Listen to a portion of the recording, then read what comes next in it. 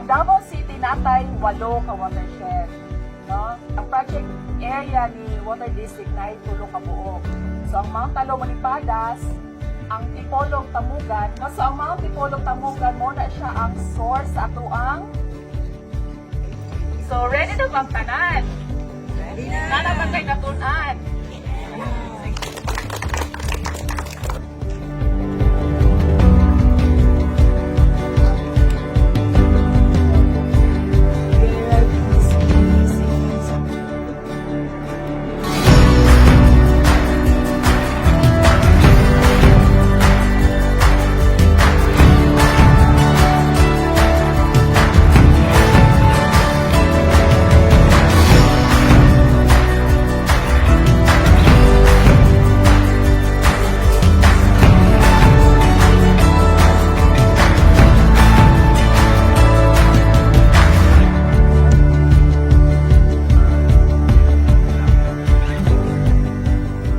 Kay protected area man gyud. So si Davao City Water District since 1993 na nagindiri nga area para i-rehabilitate ni siya nga lugar.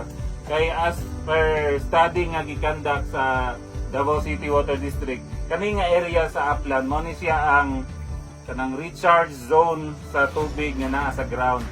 Kasi pasabot during ulan, ang tubig nga mo penetrate pa baba sa ground.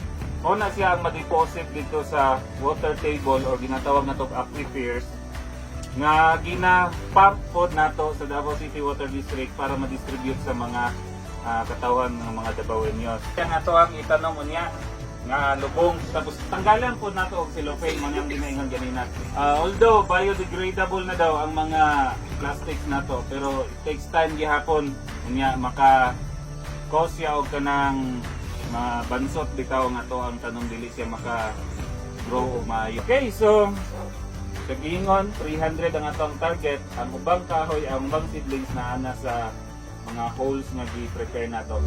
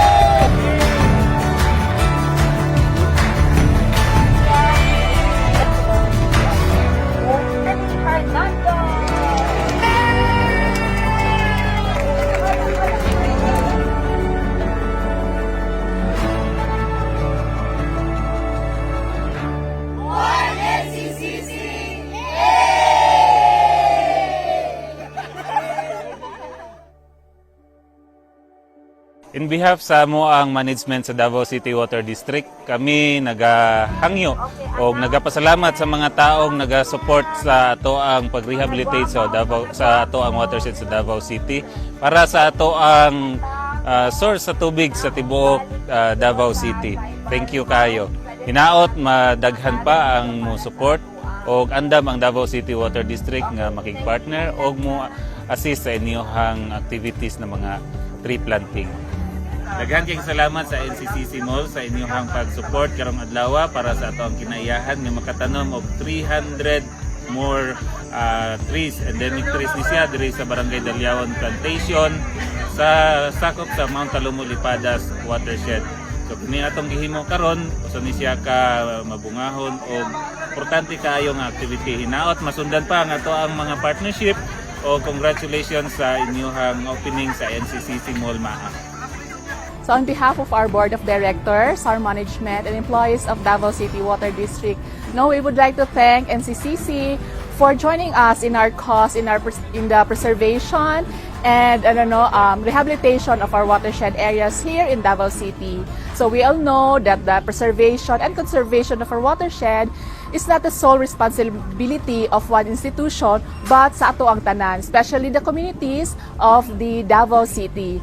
So, ang Water District, perminti lang na sa inyo nga welcome para sa mga tao nga gusto pud mo tabang nga mapreserba ang atong watershed areas. So, daghan kayong salamat and of course, congratulations NCCC sa inyong milestones, labaw na sa pag-open sa inyong bagong mall.